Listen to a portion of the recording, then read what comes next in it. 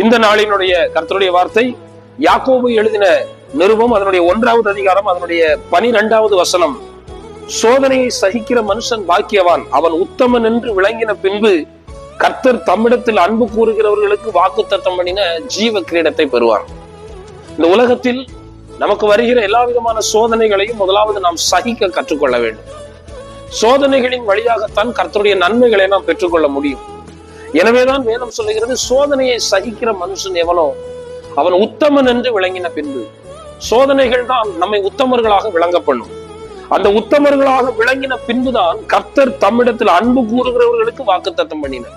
யாரெல்லாம் ஆண்டவரை நேசிக்கிறார்களோ அவர்களுக்கு ஆண்டவர் பண்ணின வாக்குத்தத்தம் தான் ஜீவ கிரீடம்.